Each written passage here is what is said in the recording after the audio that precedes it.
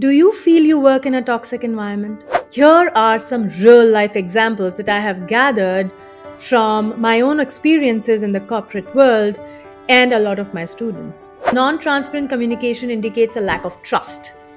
It could be.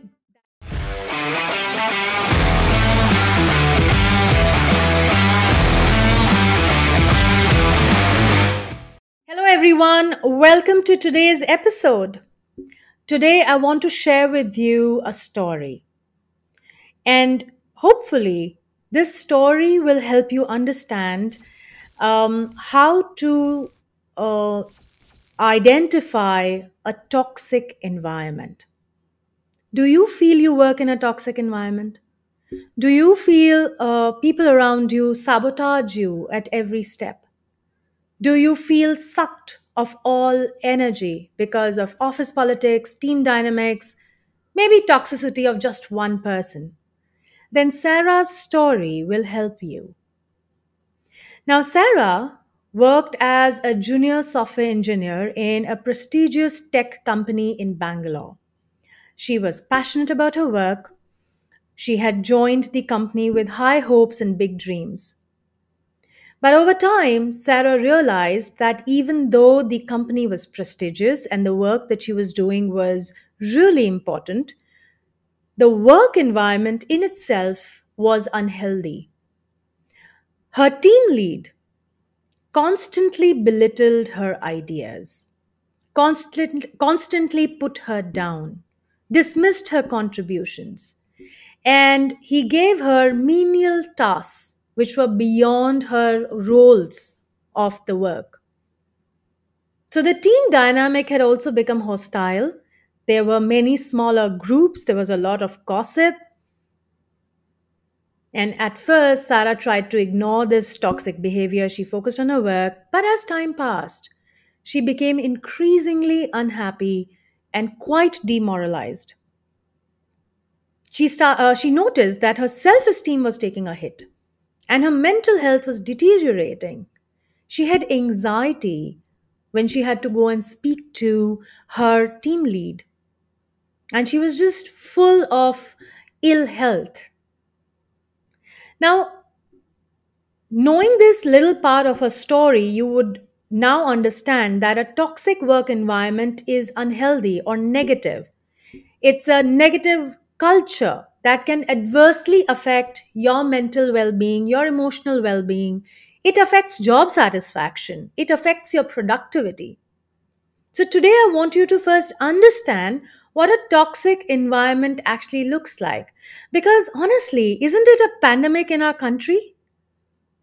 Over and over again, as I teach my students to speak assertively and stand up for themselves, I learn about unhealthy corporate scenarios from them. These scenarios don't support your growth, they don't nurture you. On the other hand, they tear you down. Many of my students believed they were at fault themselves when in fact they were dealing with toxic people. So I'm going to share with you a few red flags which identify a toxic workplace.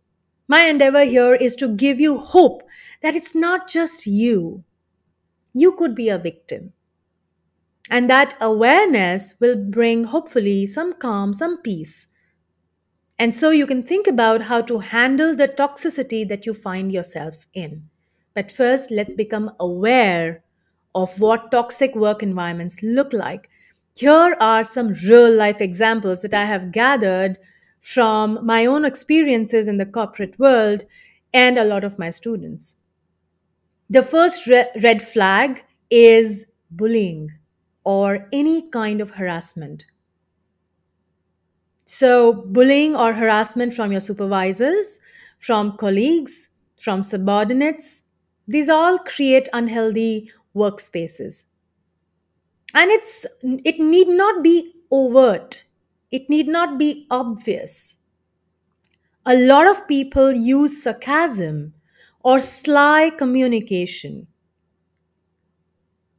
And toxicity can also include verbal abuse, it can include intimidation or belittling you, especially if it is a senior who's tearing you down in public.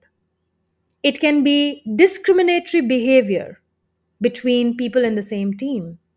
All of this can cause a lot of distress. It causes a lot of emotional harm. Like, for example, a supervisor who constantly humiliates and puts you down in front of your peers, who makes derogatory comments about your abilities, about your appearance, or about certain quirks or characteristics that you have. All of this creates a hostile work environment. So that's your first flag. Understand bullying and harassment, you do not have to suffer through it. The second kind of red flag is micromanagement. Micromanagement. Overbearing, excessive micromanagement by supervisors can also create feelings that you feel stifled or disempowered or you feel undervalued, as if you don't know how to do your job. Micromanagement involves constant monitoring, it involves a lack of autonomy, and also a lot of scrutiny of your work. And this leads to stress, it leads to anxiety, and diminished job satisfaction.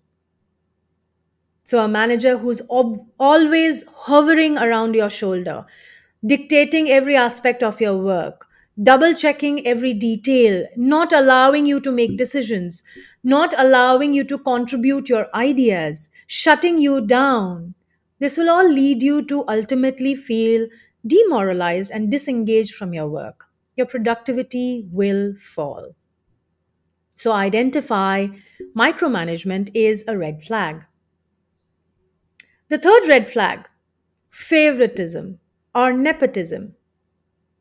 Now, when there is this perception that one is favored over the other, like for example, certain employees receive preferential treatment or they get more opportunities based on personal relationships rather than on merit, that also puts others down. You can feel demoralized, you can feel excluded, you can feel demotivated. You can feel like, what is the point of contributing when I'm not going to get rewarded on merit? So, for example, an employee notices that the manager's family members or close friends are consistently being promoted or given special perks, even though they may not be the most qualified or they may not be the most deserving candidates, and others are overlooked who are more deserving. So it leads to getting a perception of unfairness, a huge red flag. The fourth red flag is a lack of support or a lack of recognition. When your efforts and contributions are not acknowledged, they're not appreciated, and they don't receive adequate support or resources to perform the job effectively, it can create an environment where you feel undervalued, where you feel demotivated, where you feel unproductive. So imagine this, you're an employee who consistently puts in extra effort so that you meet deadlines, you achieve targets, but your achievements are neither recognized nor rewarded. You don't receive the necessary support or resources to complete your tasks. And that leads to feelings of frustration and demoralization. The fifth red flag, excessive workload and unrealistic expectations to complete that workload. So, if you're burdened with a lot of workload, tight deadlines, without proper support or a work life balance, as if your only role in this life is to come and work, that's it. That should be your entire existence. It leads to stress and it leads to burnout and it leads to reduced job satisfaction. Okay, so if you're expected to work long hours, um, it can lead to chronic stress and exhaustion, specifically when you feel you can't speak up about it. You'll find a steady decline in your physical and mental well being. The sixth red flag is more generic and more on a macro level. This is a high turnover rate. If your organization or company has a high turnover rate, people are just leaving frequently, they're resigning, it could be a red flag. because high turnover may suggest that there are underlying issues like poor management. Or if it's in your department, it could be that no one likes the boss. It could be a toxic work culture. It could be a lack of growth opportunities. All of these negatively impact your morale and your job satisfaction. So, if there are too many people resigning, understand that there's something not right with the workplace. And the seventh red flag is non transparent communication. If there is a lack of transparency in communication from management, from HR, even from your seniors in your own department regarding important matters, like, for example, company policies or changes in compensation or job expectations, it could be a red flag because non transparent communication indicates a lack of trust. It could be that there are potential hidden agendas. All of this leads to confusion, and employees can start mistrusting each other. It does not lend to positive group dynamics. So, these are the seven red flags that you should take care of. Either if you are in a workplace where you feel burnt out all the time or you feel stressed and anxious all the time, figure out if one of these seven red flags is hampering the way you work. Or if you are going for a job interview, ask, get to know what the work culture is like, because one of these things will let you know that maybe this is not the right place for you to work. It's important to note that toxic work environments can have serious consequences on your health, on your job satisfaction, and on your overall well being, not to mention your confidence and self esteem. So take appropriate steps to address the issue. And I hope you've had some bulb on moments after listening to this episode. I'm going to talk more about how to tackle all these seven red flags. What can you do about them in the next one? So until then, keep shining.